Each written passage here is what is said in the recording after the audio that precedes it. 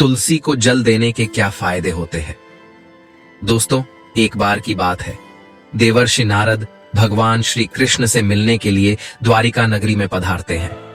नारद जी को देखकर भगवान श्री कृष्ण प्रसन्न होकर उनका स्वागत करते हुए कहते हैं, आइए देवर्षि, द्वारिका में आपका स्वागत है। आज किस प्रयोजन से द्वारिका में आपका आगमन हुआ है। नारद जी कहते हैं, हे प्रभु, आप सब कुछ जानते हुए भी पूछ रहे हैं। हे भक्तवत्सल, अगर दास को आज्ञा दे तो आपसे मैं कुछ पूछने की चेष्टा करता हूं। बड़े दिनों से मेरे मन में यह शंका निर्माण हो रही है, सोचा आज आपसे पूछ ही लूं। श्री कृष्ण कहते हैं, हे देवर्षि, अवश्य पूछिए। आपकी हर शंका का समाधान करना मेरा कर्तव्य है। मैं जानता हूं कि आप अवश्य ही समस्त मनुष्यों के हित की बात ही पूछेंगे, इसीलिए आप निसंकोच होकर पूछिए। आपके मन में जो भी शंका हो उसका निवारण मैं अवश्य करूंगा। देवर्षि कहते हैं, हे प्रभु, देवी तुलसी का महात्म्य तो मैं जानता हूं और यह भी जानता हूं कि भगवान विष्णु को तुलसी का पौधा अत्यंत प्रिय है। किंतु हे प्रभु, तुलसी को जल देने से मनुष्य को कौन सा फल मिलता है। मैंने देखा है कि अनेक ऋषि मुनि तथा पृथ्वी लोक के निवासी तुलसी को जल अर्पण करते हैं। इसीलिए मैं आपके पास तुलसी को जल देने का महात्म्य जानने के लिए ही आया हूं। तुलसी को जल क्यों देना चाहिए और तुलसी को जल देने के क्या फायदे हैं, कृपया आप मुझे विस्तार से बताने की कृपा करें। भगवान श्री कृष्ण कहते हैं, हे देवर्षि, आप सत्य कहते हैं। वनस्पतियों में मुझे तुलसी सबसे अधिक प्रिय है। तुलसी साक्षात लक्ष्मी का ही रूप है। तुलसी पत्र के बिना भगवान विष्णु किसी भी प्रकार का भोग भी स्वीकार नहीं करते हैं। हे देवर्षि, आज मैं आपको तुलसी को जल देने के महात्म्य की एक अत्यंत प्राचीन कथा सुनाता हूँ। इस कथा के माध्यम से आपको आपके सभी प्रश्नों के उत्तर मिल जाएंगे। जो भी इस कथा को ध्यान से सुनता है उसे 100 वर्षों तक तुलसी को जल देने का फल मिलता है। इसीलिए देवर्षि, आप इस कथा को ध्यान से पूरा अवश्य सुने। देवर्षि कहते हैं, हे प्रभु, आपके मुख से साक्षात माता लक्ष्मी स्वरूपा तुलसी को जल देने का महात्म्य सुनना बड़े सौभाग्य की बात है। इसीलिए हे प्रभु, आप मुझसे इस महात्म्य को कहिए। मैं ध्यान पूर्वक इसका श्रवण करूंगा और इसका तीनों लोकों में प्रचार करूंगा। फिर भगवान श्री कृष्ण नारद जी को कथा सुनाने लगते हैं। पूर्व काल की बात है, अवंतीपुरी में धनेश्वर नाम का ब्राह्मण रहता था। वह जन्म से तो ब्राह्मण था, किंतु वह कर्म से भ्रष्ट, कपटी बुद्धि वाला, कंबल तथा चमड़ा आदि बेचकर धन कमाने वाला तथा अत्यधिक झूठ बोलने वाला था। उसका मन हमेशा बुरे काम करने में लगा रहता था। वह चोरी, वेश्यागमन तथा जुए में आसक्त रहता था। उसने अपने जीवन में कभी पुण्य के काम नहीं किए, शास्त्रों का अध्ययन नहीं किया, पूजा पाठ भी नहीं किया। सदैव अपना मन दूसरों के धन पर लगाकर रहता था।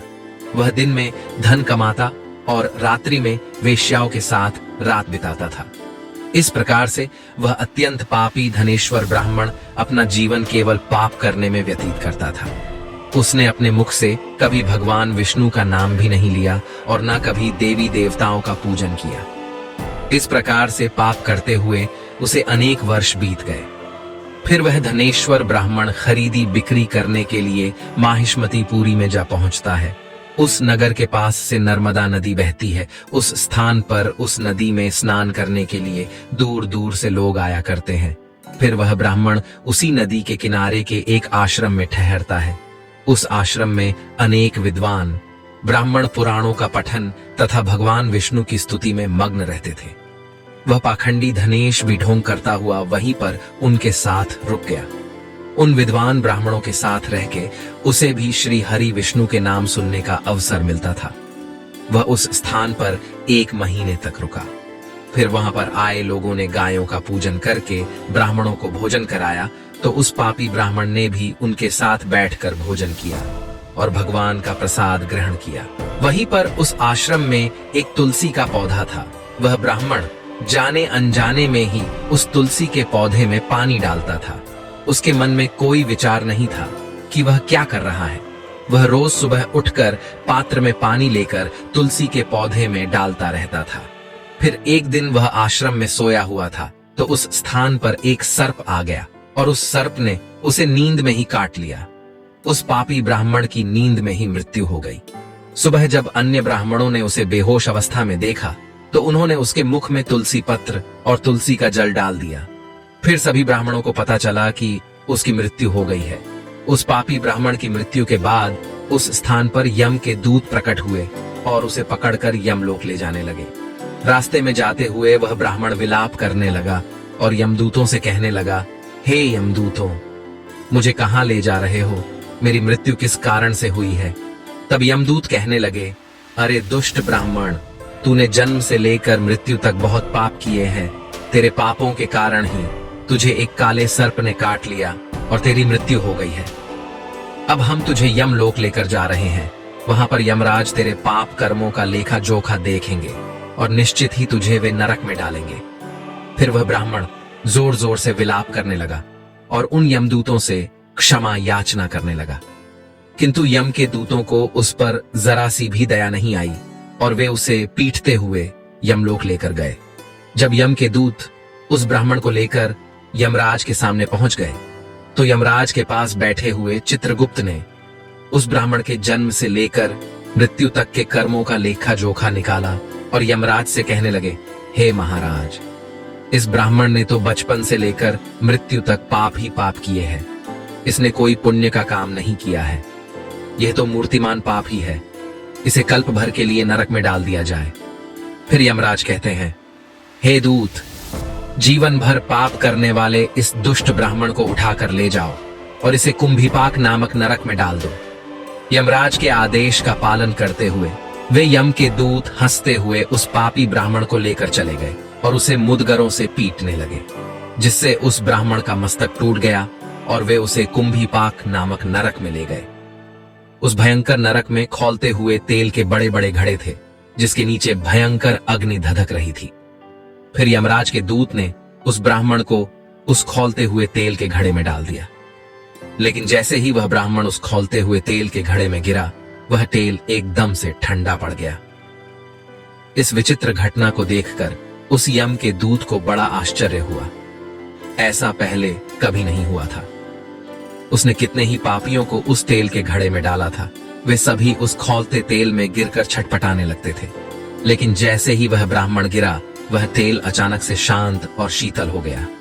इस आश्चर्य को देखते ही वह यमदूत तीव्र गति से दौड़ता हुआ यमराज के पास पहुंच गया। यमराज ने पूछा, हे दूत, क्या बात है? इतनी तीव्र गति से दौड़ते हुए क्यों आ रहे हो?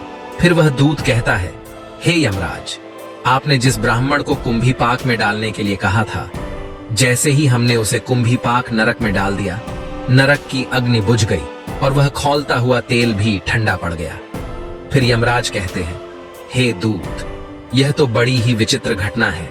ऐसा तो पहले कभी नहीं हुआ। यमराज विचार कर रहे होते हैं, तभी उस स्थान पर देवर्षि नारद पधारते हैं।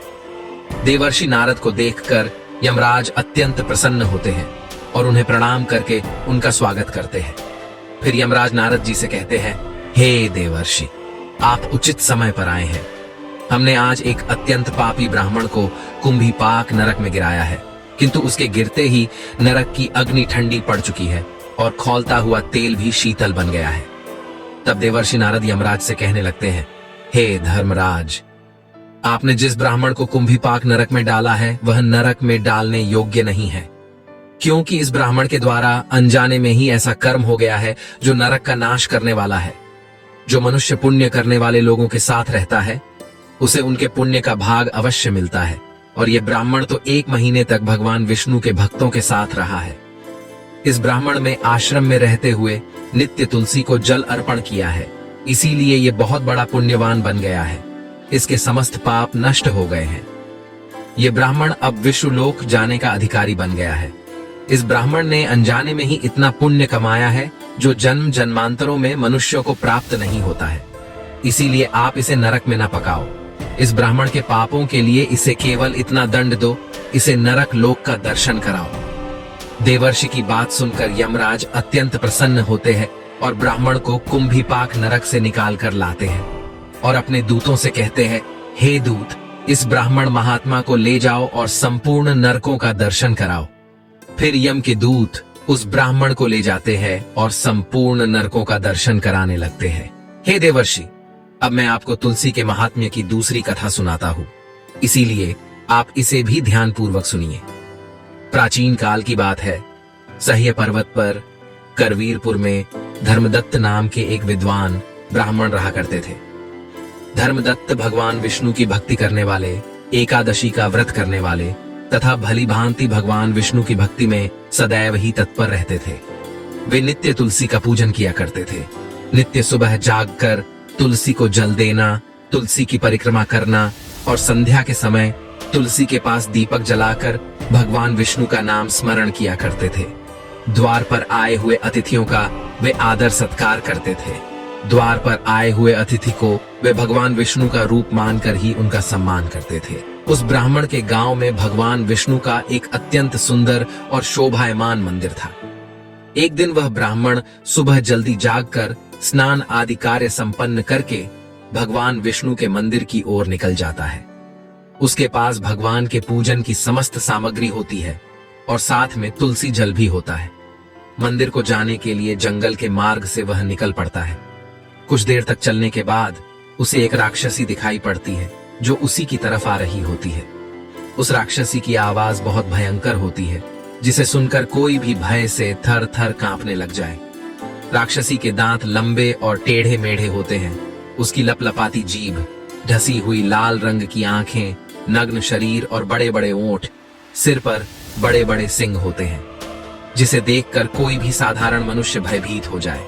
वह भयंकर राक्षसी ब्राह्मण को देखकर उसे खाने के लिए उसकी तरफ आने लगती है। राक्षसी सोचने लगती है, आज तो बहुत ताजा ताजा मांस खाने को मिलेगा।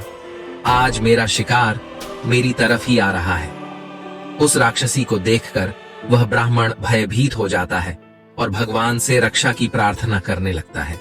वह ब्राह्मण उस राक्षसी से बचने के लिए झाड़ियों के पीछे छिप जाता है, लेकिन वह राक्षसी उसके नजदीक आ जाती है और कहने लगती है, हे मनुष्य, तू मुझसे बच नहीं सकता, तेरी मृत्यु तय है। आज ईश्वर ने तुझे मेरा ग्रास नियुक्त किया है, इसीलिए तू बचने का व्यर्थ ही प्रयास कर रहा है। इस जंगल में मुझसे कोई नहीं बच सकता। जो भी प्राणी मेरे पास आता है वह मेरा भोजन अवश्य बन जाता है। मुझे पता है तू झाड़ियों के पीछे छिपा हुआ है। तेरी आकृति मुझे साफ साफ दिखाई पड़ रही है, इसीलिए तू जल्दी मेरे सामने आ जा। राक्षसी की ऐसी बातें सुनकर ब्राह्मण के पसीने छूटने लगते हैं। वह भय से थर्रा उठता है, उसका अंग अंग कांपने लगता है। फिर वह ब्राह्मण भगवान विष्णु का स्मरण करते हुए सोचने लगता है, मैं भगवान विष्णु का परम भक्त हूँ, नित्य उनकी पूजा करता हूँ। मुझे राक्षसों से कैसा भय? अगर भगवान की यही इच्छा है तो मैं उस राक्षसी के सामने खड़ा हो जाता हूँ। फिर वह ब्राह्मण साहस करते हुए बाहर आ जाता है और साहस करते हुए वह पात्र में रखा हुआ तुलसी दल मिश्रित जल उस राक्षसी के ऊपर फेंक देता है। तुलसी दल मिश्रित जल राक्षसी पर पड़ते ही राक्षसी का अंग अंग जलने लगा और उसके सभी पातक नष्ट हो गए। उस जल के प्रभाव से उस राक्षसी का उग्र स्वभाव अचानक से शांत हो गया और फिर उसे अचानक से उसके पिछले जन्मों का स्मरण होने लगा। उसने पिछले जन्म में जो जो पाप कर्म किए थे वह सब उसे याद आने लगे और उसे नरक में कौन कौन सी सजाएं भुगतनी पड़ी थी, सब कुछ अचानक से उसे याद आ गया। फिर वह राक्षसी उस ब्राह्मण की ओर देखकर कहने लगी, हे ब्राह्मण देवता, आप कौन हैं? आपने मुझ पर यह कौन सा जल डाल दिया है जिससे मेरा अंतकरण शुद्ध हो गया है, मेरी तामसिक प्रवृत्ति नष्ट हो गई है। मैं तो यहाँ पर आपको भोजन समझकर खाने के लिए आई थी, किंतु अब मेरी भूख भी शांत हो चुकी है और मुझे अपने पूर्व जन्म के कर्म याद आने लगे हैं। किस कारण से मुझे राक्षसी का शरीर प्राप्त हुआ? पूर्व जन्म के पाप के कारण ही मैं इस दशा को पहुंच गई हूँ। इसीलिए हे ब्राह्मण देवता, मुझे क्षमा करके बताने का कष्ट करे। ब्राह्मण कहता है, हे राक्षसी, मैं भगवान विष्णु का भक्त धर्मदत्त हूँ और मैंने तुम पर तुलसी दल मिश्रित जल डाल दिया है, जिससे तुम्हारे दुष्ट स्वभाव का नाश हुआ है। हे राक्षसी, तुम मुझे बताओ, तुम कौन हो? तुम कहां से आई हो? इस वन में राक्षसी बनकर क्यों भटक रही हो? किस पाप के कारण तुम्हारी ऐसी दुर्दशा हुई है? मुझे सारी बातें विस्तार से बताओ। यदि तुम्हारी मुक्ति का कोई उपाय हो तो मैं अवश्य करूंगा। फिर वह राक्षसी कहने लगी, हे ब्राह्मण देवता, मैं आपको मेरे पूर्व जन्म का वृतांत सुनाती हूँ। पूर्व जन्म में सौराष्ट्र नाम के नगर में भिक्षु नाम के एक ब्राह्मण रहा करते थे, जो अत्यंत गुणवान, पुण्यवान तथा धर्म का पालन करने वाले थे। मैं उन्हीं की पत्नी थी और मेरा नाम कलहा था। उस जन्म में मैं बड़े भयंकर स्वभाव की स्त्री थी। मैंने वचन से अपने पति का कभी भला नहीं किया, कभी उन्हें भोजन नहीं परोसा। मैं अकेले ही मिष्टान्न भोजन करती थी और पति को बासी अन्न खिलाती थी। मैंने हमेशा अपने पति की आज्ञा का उल्लंघन किया, कभी उनकी कोई बात नहीं मानी, हमेशा अपनी ही मनमानी करती थी। कलह करना मुझे विशेष प्रिय था। मैं सदैव ही अपने पति के साथ कलह करती थी। मैंने अपने पति के माता पिता की कभी सेवा नहीं की, उनके साथ सदैव ही दुर्व्यवहार किया। मेरे पति मुझसे सदा दुखी रहते थे। मेरे आचरण से उन्हें बहुत कष्ट होता था। मेरे दुष्ट आचरण से दुखी होकर मेरे पति ने दूसरी स्त्री से विवाह करने का विचार किया। तब मैंने क्रोध में आकर विष खाकर अपने प्राण त्याग दिए। फिर यमराज के 2 दूत मुझे लेने के लिए आ गए और मुझे पाश में बांधकर पीटते हुए यमलोक लेकर गए। यमदूतों ने मुझे यमराज के सामने खड़ा कर दिया। यमराज का विकराल रूप देखकर मुझे बड़ा भय लगने लगा। मुझे देखकर यमराज ने चित्रगुप्त से कहा, हे चित्रगुप्त, देखो तो सही, इस स्त्री ने अपने जीवन में कौन से कर्म किए हैं। इसने कोई शुभ कर्म किए हैं या नहीं, इसके पाप अधिक है या पुण्य। तब चित्रगुप्त ने मेरे कर्मों का लेखा जोखा देखते हुए कहा, हे धर्मराज, इसने तो अपने जीवन में कोई भी पुण्य का काम नहीं किया है। ये स्वयं मिष्टान्न भोजन करती थी और पति को बासी भोजन खिलाती थी। इसीलिए इसे चमगादड़ के जन्म में डाल देना उचित होगा, जहां पर ये विष्ठा खाती हुई जीवन व्यतीत करे। इसने सदैव ही अपने पति से द्वेष किया है तथा इसकी प्रवृत्ति सदा ही कलह करने वाली थी। इसीलिए इसे सुअर्णी के जन्म में डाल दिया जाए, जहां पर ये विष्ठा का भोजन करती हुई समय व्यतीत करे। हे धर्मराज, इस पापी स्त्री ने जिस बर्तन में भोजन बनाया, उसी बर्तन में हमेशा भोजन किया है। इसी दोष के कारण इसे बिल्ली के जन्म में डाल दिया जाए, जिससे ये अपने ही संतान का भक्षण करने लगेगी। इस स्त्री ने अपने पति को निमित्त बनाकर विषप्राशन करके आत्मघात किया है। इस अत्यंत निंदनीय कार्य के लिए यह कुछ काल के लिए प्रेत बनकर पृथ्वी पर निवास करेगी। इसे दूतों के साथ मरु प्रदेश में भेज देना चाहिए। वहां पर ये अनेक वर्षों तक प्रेत का शरीर धारण करके रहेगी।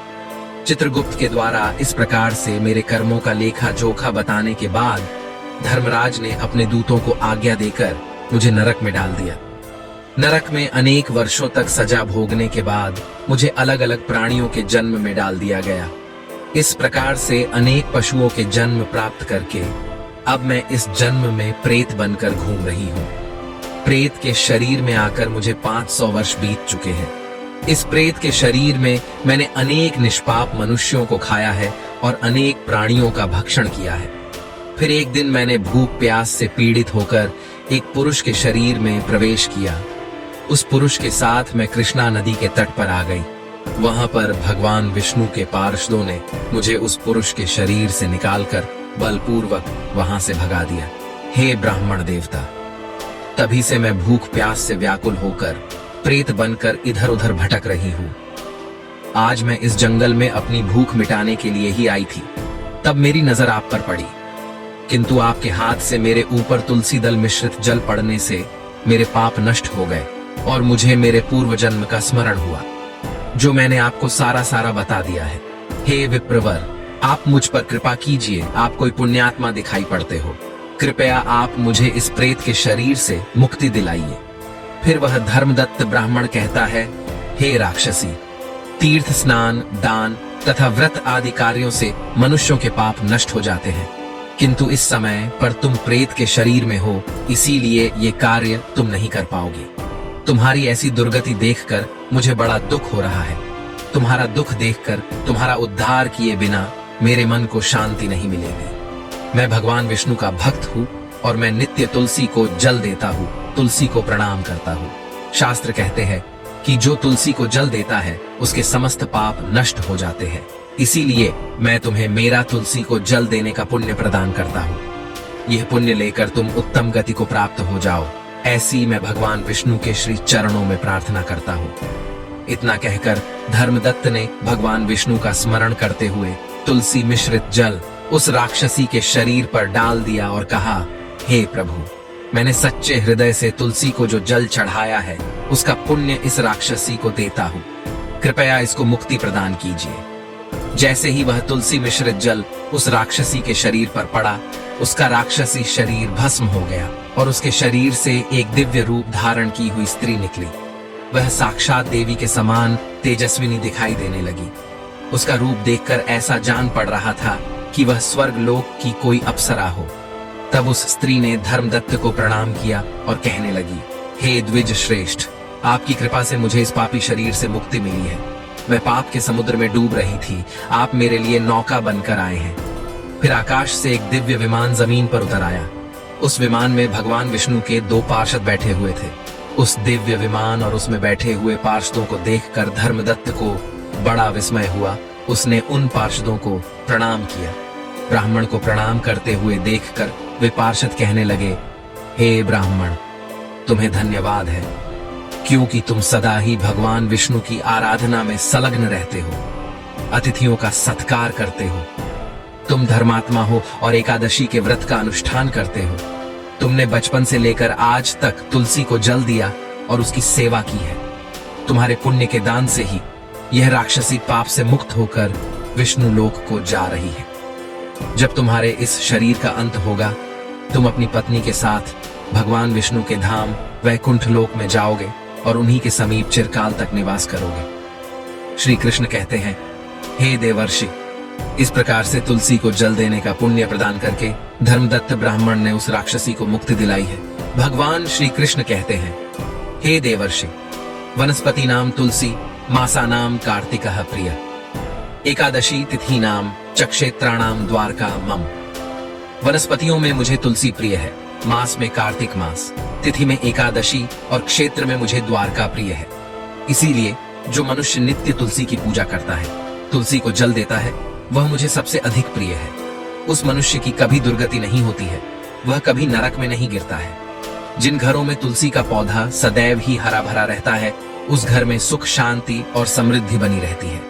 भगवान विष्णु की पूजा में और उन्हें चढ़ाए जाने वाले भोग में तुलसी के पत्र अवश्य होने चाहिए, क्योंकि तुलसी पत्र के बिना भगवान विष्णु किसी भी प्रकार का भोग स्वीकार नहीं करते हैं। इसीलिए प्रत्येक घर में तुलसी का पौधा अवश्य होना चाहिए। जहां पर तुलसी का पौधा हो, उस स्थान के आसपास थूकने से घोर अनर्थ होता है। तुलसी के पास जल से भरा हुआ पात्र भी नहीं रखना चाहिए। तुलसी के पौधे के पास दीपक जलाने के बाद दीपक को वहां से हटा देना चाहिए, क्यों कि तुलसी के नीचे बुझा हुआ दीपक रखना अशुभ माना जाता है। जिस स्थान पर भी तुलसी का पौधा होता है, उस स्थान को हमेशा ही स्वच्छ रखना चाहिए। इसीलिए नियमित रूप से तुलसी के पौधे का पास साफ सफाई का ध्यान रखिए। शास्त्रों के अनुसार मासिक धर्म के दौरान महिलाओं को तुलसी के पौधे में पानी नहीं डालना चाहिए और तुलसी को स्पर्श करना भी वर्जित है। तुलसी को बिना स्नान किए जल नहीं देना चाहिए और पैरों में चप्पल आदि पहनकर भी तुलसी को जल न दें। तुलसी को जल देते समय ध्यान रहे कि वह जल आपके पैरों पर ना पड़े, इससे तुलसी का अपमान होता है। श्री कृष्ण कहते हैं, नित्य तुलसी के दर्शन से मनुष्य को स्वर्ग की प्राप्ति होती है और तुलसी पत्र के सेवन से उसके सभी पाप नष्ट हो जाते हैं। तुलसी का पौधा हमेशा ही घर के सामने लगाना चाहिए। इसे पूर्व अथवा उत्तर दिशा में लगाना सबसे अधिक शुभ होता है। हे देवर्षि, इस प्रकार से मैंने आपको तुलसी को जल देने का महात्म्य सुना दिया है। अब आपकी सभी शंकाओं का समाधान हो गया होगा। देवर्षि कहते हैं, हे प्रभु, आप धन्य हैं। आपके मुख से तुलसी को जल देने का महात्म्य सुनकर मुझे बड़ी प्रसन्नता हो रही है। इस कथा का श्रवण करके मेरे मन की सभी शंकाओं का समाधान हो गया है। अब मैं इस कथा का तीनों लोकों में प्रचार करूंगा। तो दोस्तों, इस प्रकार से भगवान श्री कृष्ण ने तुलसी को जल देने का महात्म्य नारद जी को सुना दिया। आपको यह कथा कैसी लगी, कमेंट करके अवश्य बताएं। आपने इस कथा को ध्यान से पूरा सुना, इसलिए आप सभी का धन्यवाद। आप इस कथा को शेयर करके इसका प्रचार अवश्य करें। अगर जानकारी अच्छी लगी तो वीडियो को लाइक जरूर करें। कमेंट में जय श्री कृष्ण अवश्य लिखें। साथ ही चैनल को सब्सक्राइब करें। आप सभी का धन्यवाद।